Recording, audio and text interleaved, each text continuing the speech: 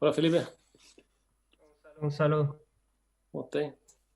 ¿Cómo estás, Bien, Cristian? bien. Hola, ¿Cómo estamos aquí, po? bien, pues aquí estamos.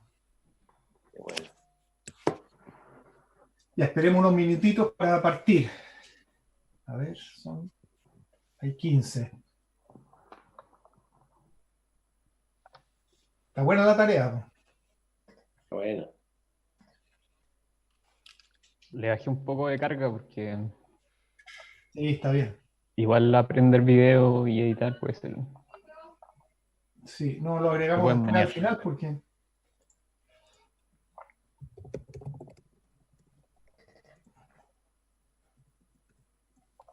No, pues hay cosas que van a aparecer al final en el examen sí o sí, pues, ¿cachai? La sí, axonométrica y todas esas cosas. sí.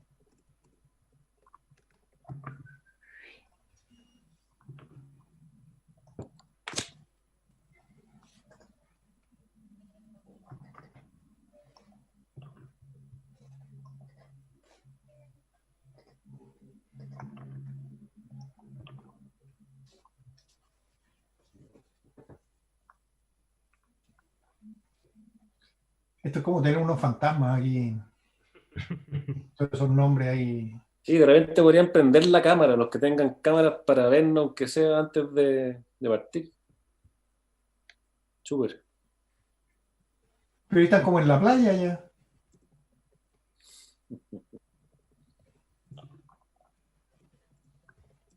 Qué envidia. ¿Quién está en la playa? No, No, Ah, no, yo estoy en el patio. eh, Hay que aprovechar el sol, que si no, no se congela. exactamente.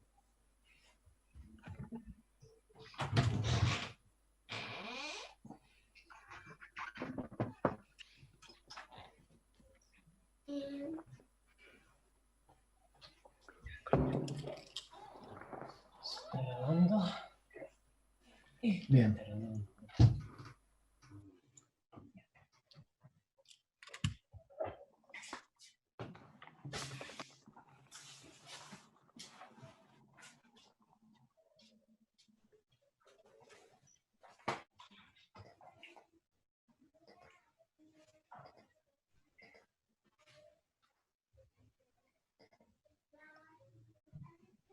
¿Te sirvieron los especialistas, Sebastián?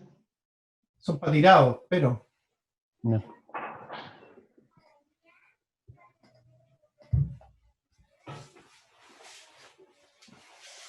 bien, estamos listos, ¿no? 7, Bien. 3, 15, 30. Estamos. Bien. Bien, vamos a partir hoy día. El programa para la tarde de hoy es, les vamos a dar la tarea, que en la práctica es prácticamente, en realidad es la última tarea, porque ya estamos,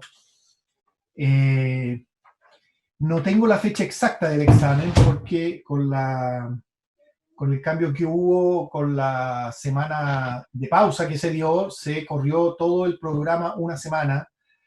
Teníamos, entiendo, el 30 era, Sebastián, acuérdame, no. Semana antes, el 23. El 23 teníamos originalmente el examen, y se supone que se corre una semana, pero hay un feriado entre medio, entonces la fecha exacta no la tenemos. Entonces, esta vendría siendo prácticamente la última tarea. El resto de las entregas van a ser entregas parciales que van a ir a armar el examen. Básicamente eso. Entonces, la tarea de hoy, vamos a pedir una cosa que ustedes comentaron en el tema del examen intermedio. Vamos a pedirla, está referida principalmente al tema de la construcción de las imágenes, pero la otra parte importante de la tarea es configurar una presentación en un formato de video. Y mañana Felipe les va Felipe con Cristóbal les van a hacer una clase con respecto a ese tema. La idea es que en el examen, y por eso lo vamos a practicar ahora, la presentación no la hagan presencialmente, sino que presenten un video en que se van a ir presentando sucesivamente los distintos documentos que conforman la entrega, con una voz en off que vaya indicando las cosas que hay que mirar en cada uno de los documentos que se presentan, que nos parece que es un formato que nos permite corregir de alguna manera el tema de la presentación y permite que ustedes se preparen de mejor manera para el examen. Y es un formato también más adecuado a al tema de la cámara, al tema de la interfaz con que tenemos que comunicarnos ahora. Después les vamos a hacer una pequeña presentación que tiene muchas diapositivas, pero la vamos a pasar muy rápido con respecto al tema de la imagen. Y en la segunda parte de la tarde vamos a corregir individualmente por sección, como lo hemos hecho siempre. Entonces partimos con Sebastián Paredes, que va a leer la tarea. Ya. ¿Puedo compartir pantalla, Felipe? Sí, está habilitado.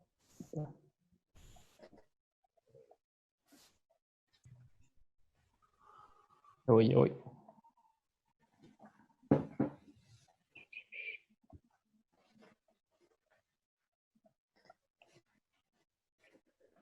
Ya. La tarea 10 se llama Dibujar es descubrir. La imagen corresponde al exterior de un proyecto en Leuven, Bélgica, de la oficina Sergison Bates. Para el artista, dibujar es descubrir. No se trata de una frase bonita, es literalmente cierto. Es el acto mismo de dibujar lo que fuerza al artista a mirar el objeto que tiene delante, a diseccionarlo y volverlo a unir en su imaginación. O, si dibuja de memoria, lo que lo fuerza a ahondar en ella hasta encontrar el contenido de su propio almacén de observaciones pasadas. Una línea, una zona de color, no es realmente importante porque registre lo que uno ha visto, sino por lo que le llevará a seguir viendo. Siguiendo su lógica, a fin de comprobar si es exacta, uno se ve confirmando o refutando en el propio objeto, hasta que termina, como si dijéramos, dentro de él. Esto es de John Berger sobre el dibujo. Introducción. Los próximos ejercicios buscan encaminarnos hacia el examen de taller, con un tiempo suficiente para ajustar nuestros proyectos y las herramientas que los representan de manera adecuada. En las últimas tareas, los teatros se han ido acercando a su dimensión programática y constructiva. El encargo de esta semana busca seguir avanzando sobre una entrada específica, las imágenes. En este caso, la cita de John Berger, dibujar es descubrir, nos parece apropiada, ya que a través de la imagen, o sucesivas imágenes acerca de un mismo tema, pueden aparecer características del proyecto que lo complementan en planta, corte y detalles. Al definir una imagen, ciertas preguntas pueden guiar lo que queremos mostrar. ¿Qué punto de vista ocupo? ¿Cómo muestro la estructura? ¿Cómo muestro los materiales? ¿Qué tipo de revestimiento tiene el interior? ¿Qué pavimentos tiene la sala principal? ¿Qué colores destacan dentro de la propuesta? ¿Qué tipo de iluminación existe? ¿Cómo funciona el teatro durante una presentación hacia el exterior? ¿Cómo es la relación del teatro con el entorno? ¿Cómo se reúne la gente al llegar al teatro? ¿Qué tipo de actividades se desarrollan? ¿Cómo represento a los usuarios? ¿Cómo es el mobiliario? Etcétera. Acá hay una imagen ejemplo del mismo proyecto que veíamos más arriba, de un Performing Arts Quarter en Leuven, Bélgica, de Sergison Bates. Como ven, la imagen tiene la estructura predominante, pero también da cuenta un poco como del posible uso y iluminación y atmósfera propuesta. Déjame, Sebastián, un comentario ahí. Si se fijan en esta imagen, está construida de tal manera que uno perfectamente se da cuenta, ¿no es cierto?, que esto está en un piso elevado por la imagen interior. Eso es lo que se denota. Después, si se fijan, está hecha con una luz de la tarde o del amanecer, una luz tendida. Eso también le da un ambiente distinto a la sala. Si se fijan, se muestran, ¿no es cierto?, las vigas principales, uno entiende que es como una estructura de madera, no se muestran completas, sino se muestran fragmentos de cada una de las partes. Es una vista que es muy frontal, o sea, no tiene mucha fuga, sino que los elementos están puestos uno detrás de otro, que es una cuestión, excepto la gradería, ¿no es cierto?, que es la que denota el punto de fuga al final. Y, por ejemplo, si se fijan, tiene una serie de cortinas en que uno se imagina perfectamente que esto se puede oscurecer o se puede ambientar de manera distinta. Y lo otro da el ambiente del tipo de sala. Se nota que es una sala con unas butacas corridas, que tiene una cierta informalidad, no es un lugar formal, es más bien un lugar informal, y tiene un aire de alguna manera industrial. Y todas esas cosas se transmiten rápidamente por la imagen, que de alguna manera la imagen permite dar realidad al proyecto, realizar el proyecto antes de que este proyecto se construya. Todas las demás herramientas de diseño son analíticas, separan las cosas. El corte, la planta, las elevaciones muestran parcialidades, pero es en la imagen donde uno puede, de alguna manera, sintetizar las intenciones del proyecto. Sí que no va, Sebastián. Hacemos el énfasis en realizar imágenes digitales más que imágenes renderizadas, como los presentados en los ejemplos, donde el modelo digital nos sirve de base, permitiéndonos tomar decisiones generales. Un material puede ser un color, por ejemplo, o recrear características que vemos en otros proyectos, como cortar y pegar un pedazo de un proyecto y agregarlo a nuestro proyecto, con mayor flexibilidad, dando una intención general a los espacios propuestos, fuera de las limitantes del programa de renderizado. Acá hay más ejemplos. Encargo. Se pide a los alumnos revisar las decisiones de proyecto a través de 4 imágenes como mínimo, 2 exteriores y 2 interiores. Estas imágenes complementarán las características del proyecto, las que se verán en planta y corte fugado. Al mismo tiempo, se deberá hacer una presentación en video, el cual, a modo de memoria o de ensayo de la presentación del examen, debe dar cuenta de las características principales del teatro propuesto. Acá hay más imágenes. Esto es de un museo marítimo en Bélgica, de No Arquitecten. La entrega es el modelo en SketchUp. La lámina 1 es la planta del conjunto de escala adecuada. La lámina 2 son las plantas interiores de todos los niveles a escala adecuada. Agregando escala gráfica. Esto quizás para entender también les va a servir para el video, que aparezca la escala gráfica como estas barritas que indican cuánto es un metro, etc. Sirve para entender de manera rápida las dimensiones del proyecto. La lámina 3 es el corte fugado longitudinal o transversal centrado en la construcción de la sala. La lámina 4 son 2 imágenes digitales detalladas que den cuenta del exterior. La lámina 5, que me equivoqué, son 2 imágenes digitales detalladas que den cuenta del interior. La presentación en video es en formato .mp4, en alta definición, es decir, que tiene 1920 píxeles por 1080 píxeles, con duración de 2 minutos. El video debe contar con una descripción a modo de memoria por parte del alumno, sin música. Se debe ocupar las herramientas realizadas en el taller para describir la propuesta, plantas, cortes, axonométricas, imágenes. Se puede ocupar cualquier programa de edición de video, Adobe Premiere, Sony Vegas, iMovie, Movie Maker, etc. La diagramación y recursos gráficos de las láminas son parte de la propuesta, según el formato establecido. La entrega se enviará por correo el próximo miércoles 10 de junio hasta las 15:30 horas en punto. Consultas al correo de los ayudantes. Eso. Una pregunta. ¿Sí? De aquí en adelante, todas las plantas, los cortes, todo va a ser en estructura de madera, ¿cierto? Sí. Ya. O sea, lo que sea razonable que sea de madera. Los elementos contraterreno, evidentemente, podrían ser de hormigón. Hormigón. ¿Ah? Bien. Vamos a seguir. Felipe, ¿por qué no presentas Vamos a presentar un video que Guillermo Evia, que era parte del equipo, presentó hace poco. Él está haciendo un posgrado en la Universidad de Columbia y vamos a ver el video para que tengan una idea de lo que estamos pensando para la tarea. Aunque Sebastián, la duración del video tiene que ser 3 minutos, ¿no? 2 minutos. ¿2 minutos? Ya, perfecto. Sí. Este video es bastante más largo, pero la idea es que ustedes hagan un video bastante más sintético. Felipe. ¿Se ve? Sí. Es importante una cosa antes de partir este video. Este video es parte de una tesis, por lo tanto hay 4 minutos que son una parte teórica y luego 4 minutos que es la parte planimétrica y como la explicación misma del proyecto. Por lo tanto, los primeros 4 minutos, si bien somos un buen ejemplo, no están bien aplicados a lo que nosotros vamos a realizar. ¿Ya? Como para que tengan en cuenta eso.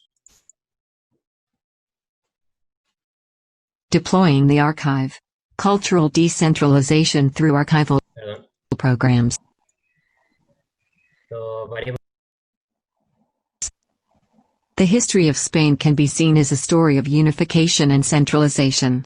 The story about the construction of a unified identity through symbols and infrastructures. This condition generated a division in which a few large cities are the main beneficiaries and for which the rest of the territory acts as the back of the house, enabling them to function properly.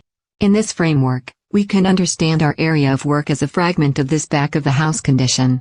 This fragment contains almost abandoned villages around infrastructures, with practically no relationship to them. Infrastructures such as bridges, dumplands, windmills and dams, which despite being in use, are not able to mobilize the surrounding population. In this territory we also identify the centralization of memory, where the majority of Spain's cultural institutions are in Madrid, archiving culture by containing 14 of the 23 museums administered by the state government, including Reina Sofia, El Prado, and Thyssen-Bornemisza. Culture can be the ideal vehicle to promote decentralization, capable of mobilizing people and funding. In Spain itself, some precedents support this proposal. The Paradors were able to decentralize tourism by creating new destinations through high-quality lodging and restaurants.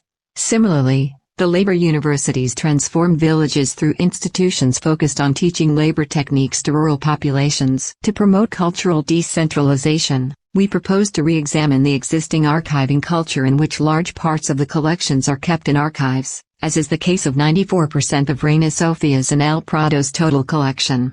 In the confluence of decentralization, identity, and memory, architecture emerges as the one kind of historical artifact that could not be archived only in the large cities, where museums, theaters, and libraries may not be present. Castles, monasteries, and churches are plenty. Among all these infrastructures, the bullring stands out as one that represents both tradition and modernity.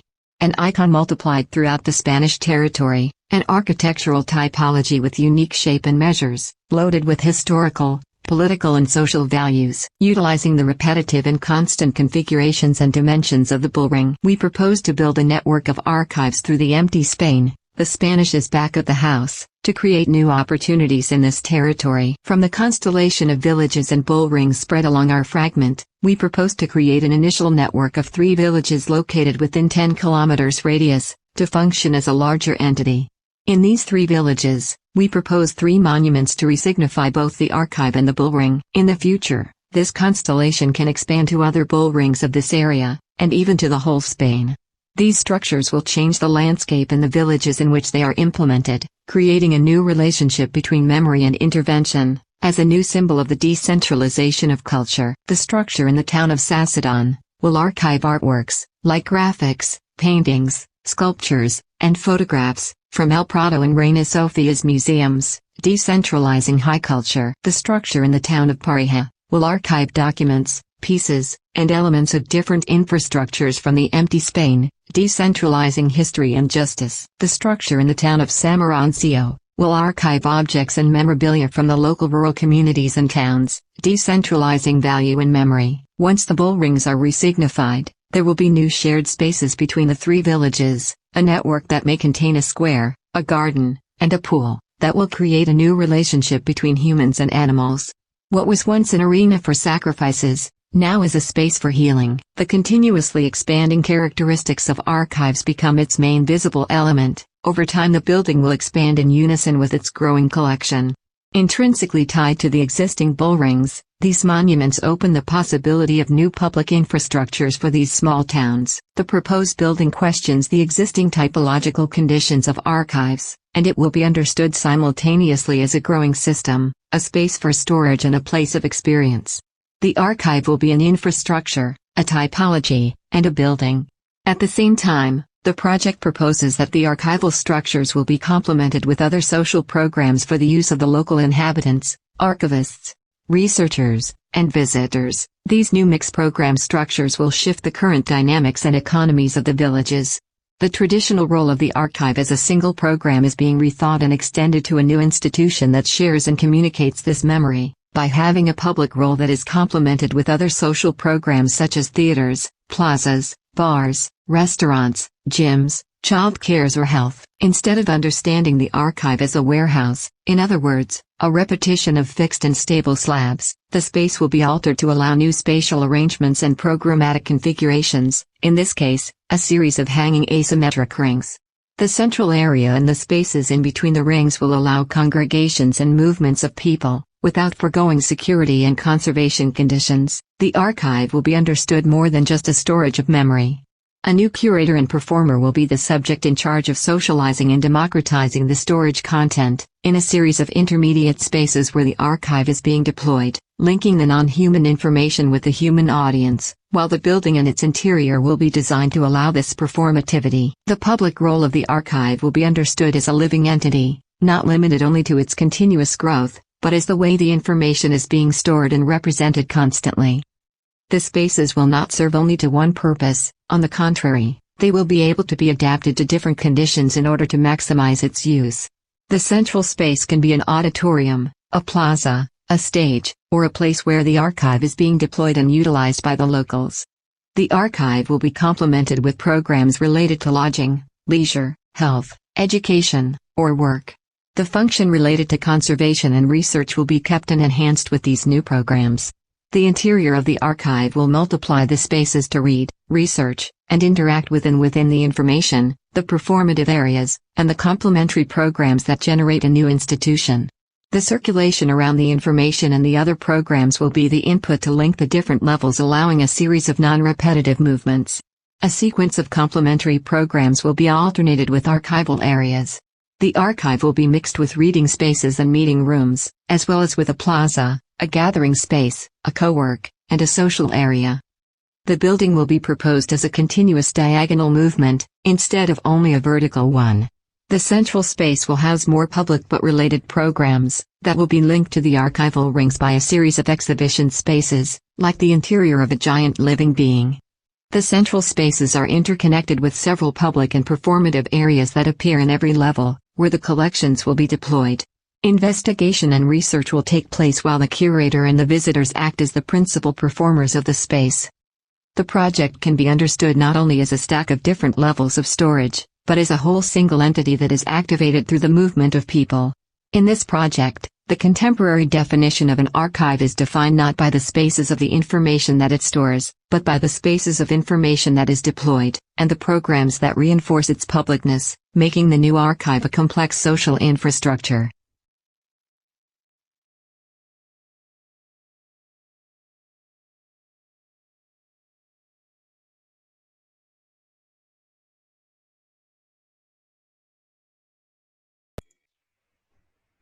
Es importante mencionar una cosa. Yo también estoy viendo el video en otro computador y se les pega bastante a la gente lo que lo está viendo. Muchos de estos paneos son suaves. O sea, ahora está subiendo con un ascensor de manera súper suave, no como imagen 1, imagen 2, imagen 3, imagen 4. Para que quede eso como aclarado.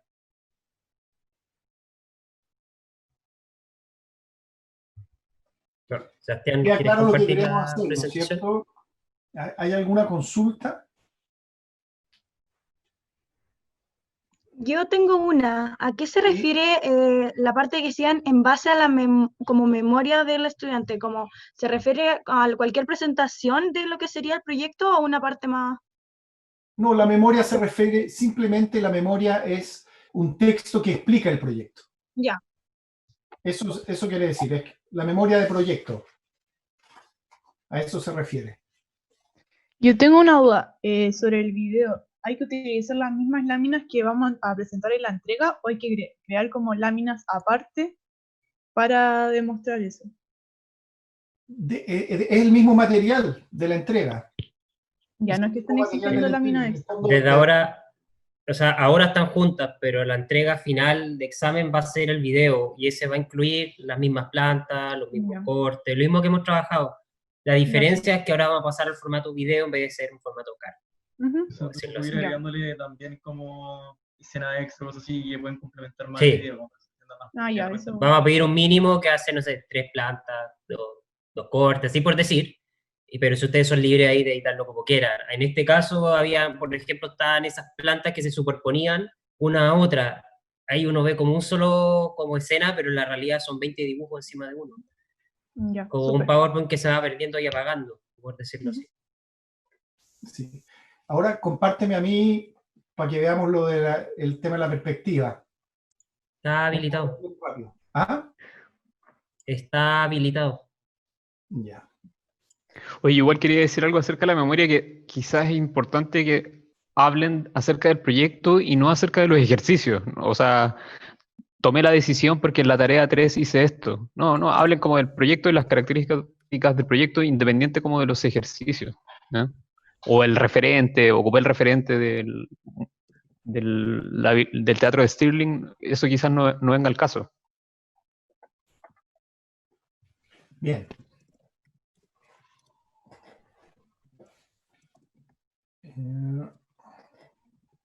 Se está compartiendo, ¿no? Sí. Bien. Esta es una presentación que la hemos visto varias veces a lo largo del tiempo que hemos hecho el taller y básicamente a lo que apunta esta presentación es a que entiendan que, a ver, la imagen o los renders o las vistas o los croquis o cualquiera de esas herramientas es una herramienta bastante efectiva, si se quiere, bastante que es muy importante en el trabajo de uno como arquitecto, pero tiene cierta connotación negativa o cierta idea como es desvalorada como en el ámbito del conocimiento. De alguna manera es como un artefacto que representa como una habilidad no siempre legítima. Lo digo, por ejemplo, en la academia, con respecto al texto escrito. Es evidentemente, ¿no es cierto?, se ve como una actividad de rango intelectual menor. Pero de todas maneras, la imagen, ¿no es cierto?, tal como nosotros la hacemos, es un artefacto cultural que para nosotros es muy natural, pero es un artificio y que tiene un origen bien específico en la tradición occidental, que fue en Florencia, ¿no es cierto?, en los años del Renacimiento. Acá tenemos una imagen anterior al Renacimiento, ¿no es cierto? Una imagen que ilustra un hecho histórico y muestra, ¿no es cierto?, el bautisterio de Florencia de la manera como se representaba en la Edad Media, en que de alguna manera, ¿no es cierto?, este problema, ¿no es cierto?, de traspasar un objeto tridimensional como es la experiencia, un edificio o los personajes a un plano,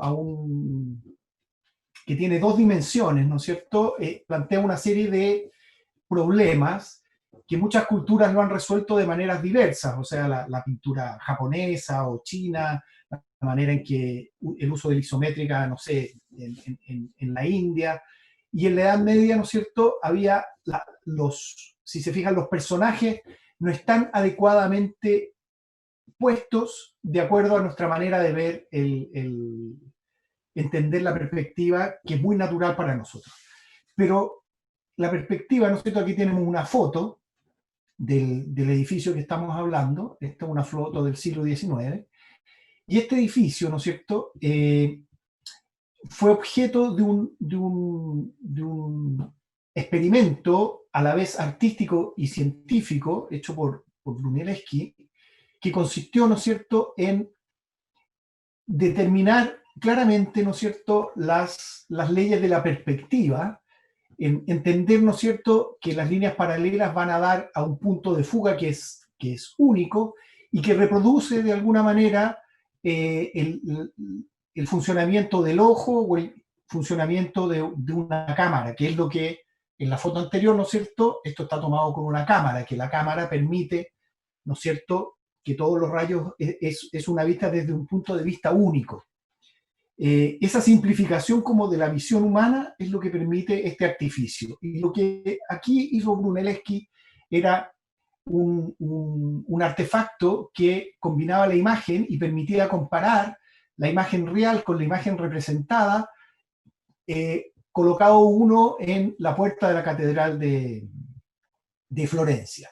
Tenía además, ¿no es cierto?, el fondo estaba pintado con una pintura de plata que permitía reflejar el cielo de ese momento, de manera que la ilusión de la imagen era una imagen mucho más potente. ¿Ah? Aquí está un ejemplo, ¿no es cierto?, del famoso experimento de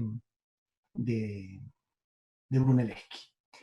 Él hizo otro, acá está, por ejemplo, una muestra de la construcción de la perspectiva.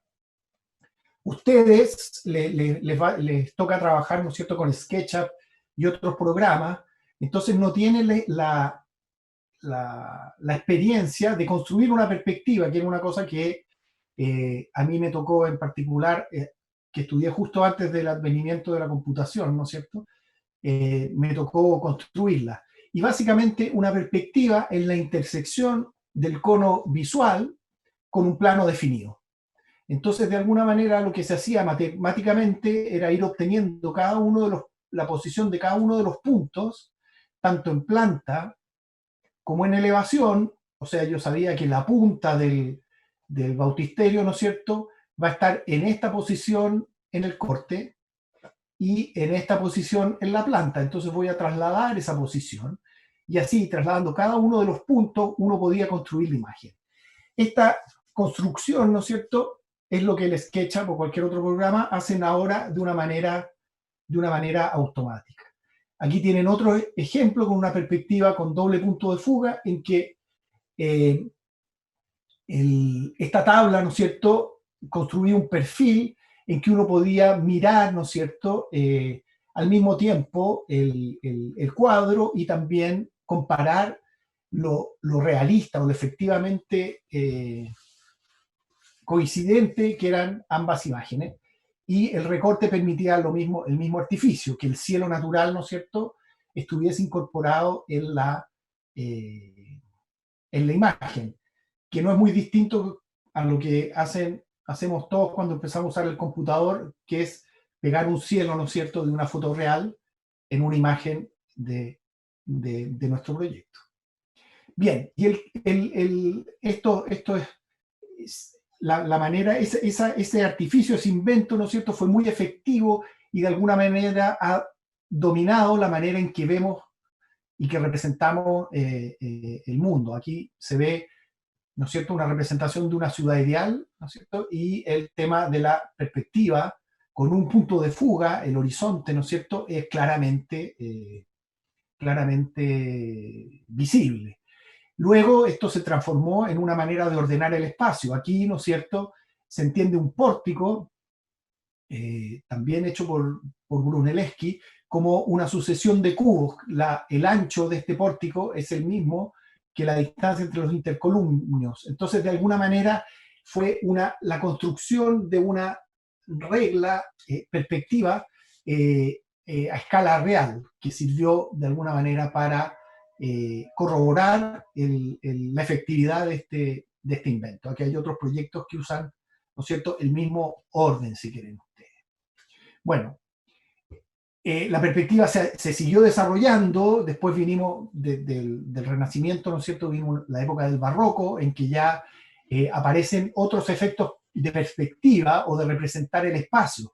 En este caso, ¿no es cierto?, ya el uso de la perspectiva estaba completamente asumido, entonces no era necesario ser tan obvio, en el sentido de, si se fijan en la imagen anterior, hay una perspectiva en que se presenta exactamente un horizonte real construido del mar, ¿no es cierto?, y se representa las líneas del pavimento, que son las líneas oblicuas que van al punto de fuga.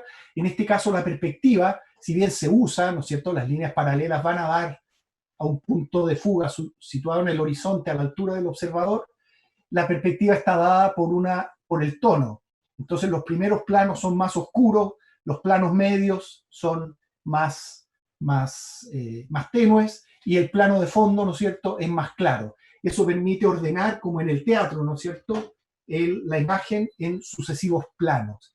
Y esta manera de construir la imagen sigue siendo válida actualmente. O sea, en las imágenes de ustedes y las imágenes que presentó Sebastián, también estaba esa idea que uno construye por planos. Hay un primer plano, un plano medio y un plano de fondo. Y esos planos, ¿no es cierto?, tal como en el teatro, uno puede ir superponiéndoles para crear esta ilusión de profundidad. Acá tenemos un ejemplo este es un cuadro de Schinkel, el arquitecto del siglo XIX alemán, en que ya hay un manejo muy virtuoso de la luz y de la perspectiva y de esta idea de planos, ¿no es cierto? En este caso, el plano iluminado es el plano de atrás, el plano medio está a contraluz, es un uso muy virtuoso. Y lo otro que quería plantear aquí, que también, esta es una época, Schinkel construyó muchos proyectos en Alemania en el siglo XIX, pero en la primera mitad del siglo XIX, que fue un momento muy convulso en Europa, no construyó mucho y realizó una serie de pinturas y dibujos que era una manera de realizar la arquitectura que no podía construir. En ese sentido es importante que en este minuto nosotros no vamos a construir el edificio. Entonces el edificio va a adquirir su realidad en las imágenes que logremos construir de él.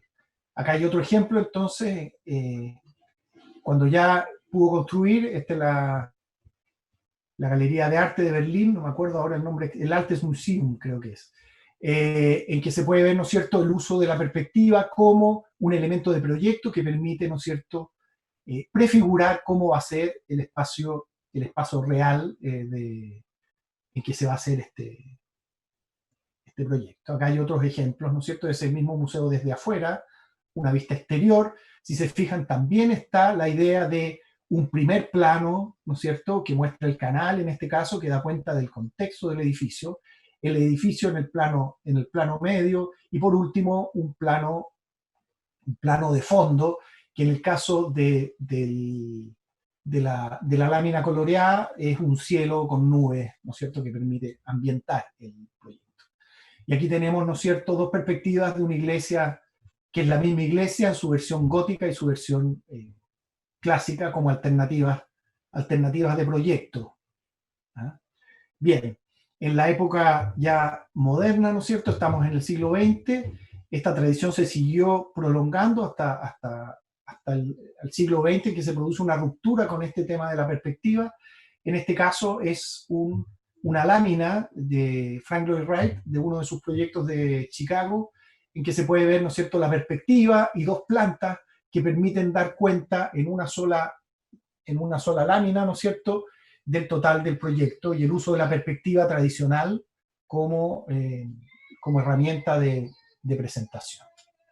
Bien, en el siglo, pero justo más o menos contemporáneo al dibujo que les mostraba antes, ¿no es cierto?, que era el dibujo tradicional, el arte moderno se establece una ruptura muy radical con este tipo de representación, que está representada por el cubismo, ¿no es cierto?, en el sentido que la idea de representar los objetos desde un único punto de vista,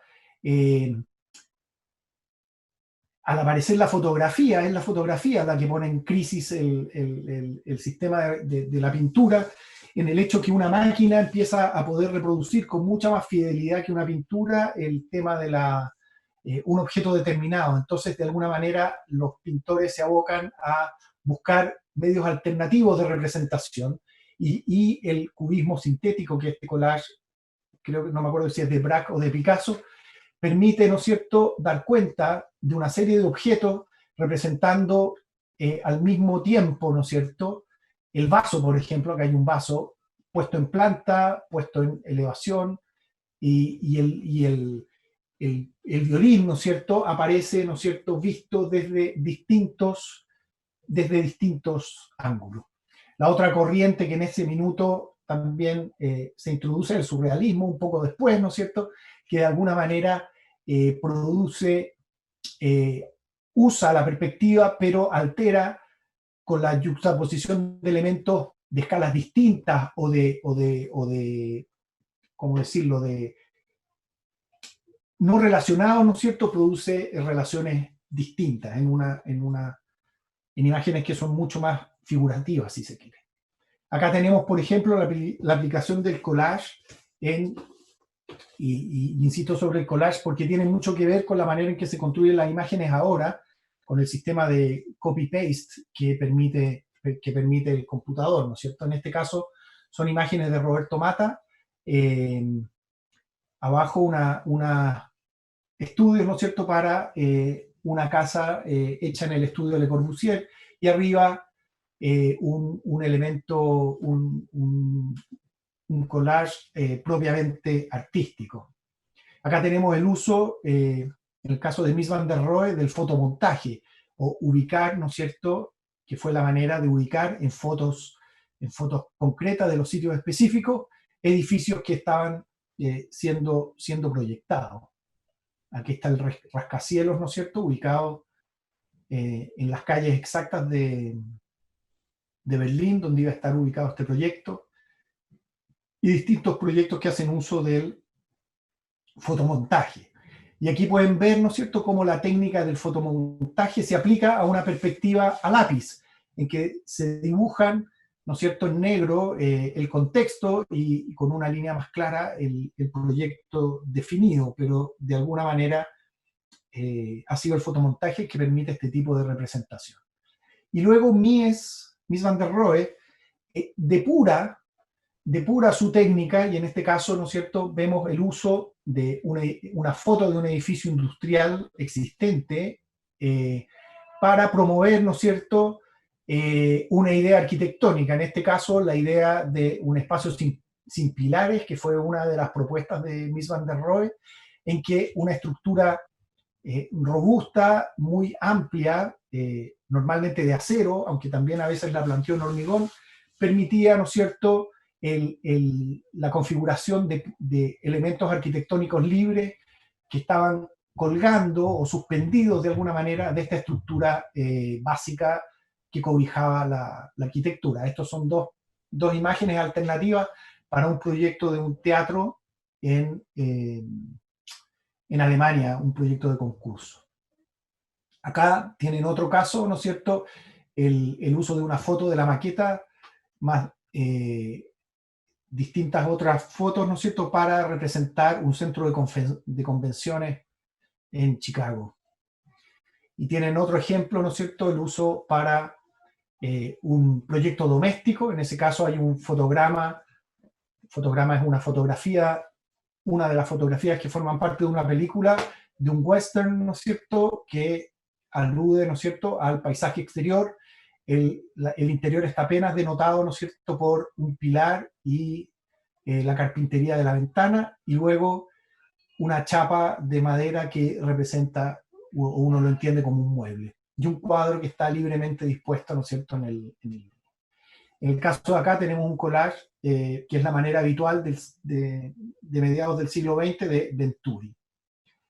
Bien, y aquí tienen distintos ejemplos, ¿no es cierto?, un dibujo lineal que debe haber sido muy trabajoso de mediados de los 50 de Mies van der Rohe para el proyecto Bacardi, que es una cosa que ustedes, ¿no es cierto?, obtendrían del SketchUp de manera muy fácil. Y acá, ¿no es cierto?, distintas intervenciones a partir de dibujos lineales de ubicaciones. En este caso tenemos el ejemplo de Lina Bo Bardi, me voy a apurar porque no los quiero latear, de Asplund. Y aquí tenemos, por ejemplo, estos son dos proyectos de Breuer y un proyecto de Roche y Dinkeloo de la Ford Foundation en Nueva York, en que esta es la práctica, la perspectiva, una perspectivas comerciales de dibujantes comerciales, por decir, no sé qué otra manera decirlo, de proyectos relevantes de mediados del siglo XX. Este es más o menos el estándar que se había hasta que yo empecé a estudiar. Acá hay un ejemplo, ¿no es cierto? Un rascacielos en Baltimore de Mies van der Rohe, el boceto, el dibujo lineal y luego lo que se llama en inglés el rendering, que no tiene una traducción exacta al español, pero es como el acabado, es como la terminación. Entonces ellos tienen esa lógica de boceto, dibujo lineal y lo que uno ahora le manda a hacer al computador, que es el rendering, o que calcule los reflejos, las sombras, etcétera, todo lo que le da, como decirlo, corporeidad a la imagen. Acá hay otro ejemplo, ¿no es cierto? Abajo en la perspectiva, a este otro lado tenemos la foto y el boceto original. No me acuerdo este ilustrador cómo se llama. Aquí tienen un ejemplo de sisa, ¿no es cierto? De una perspectiva lineal, hecha a mano, pero muy, muy parecida a lo que uno obtiene del SketchUp. Y acá tenemos, ¿no es cierto?, un poco el intento de superación de la perspectiva por parte de Hockney, que en el fondo con fotografías superpuestas, ¿no es cierto?, trata de dar cuenta un poco de lo dinámico que es la visión humana, que es distinta de la visión con un solo punto de fuga. Y ahí tenemos la comparación, ¿no es cierto?, de una perspectiva, un corte fugado. Esto es de Miralles, ¿no es cierto? Y arriba tenemos el espacio en construcción con este tipo de collage. Bien. Y aquí hay distintos ejemplos de croquis. Y estos son ejemplos de algunos de los trabajos que hemos hecho en el taller. Bien, eso es. No sé si hay alguna pregunta o algún comentario.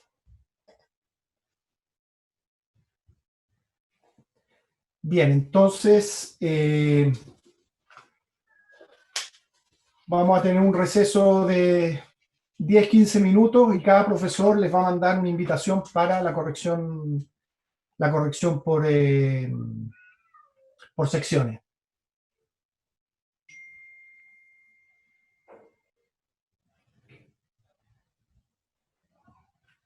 Bien, la gente, tenemos algunos que no han entregado. Los que no han entregado se suman a la corrección y los va a corregir cada uno de los profesores, el profesor que le toque en su sección. ¿Estamos claros? Nos vemos en un rato. Nos vemos en un rato. Chao, profe. Chao, chao. Chao, gracias. Chao, gracias.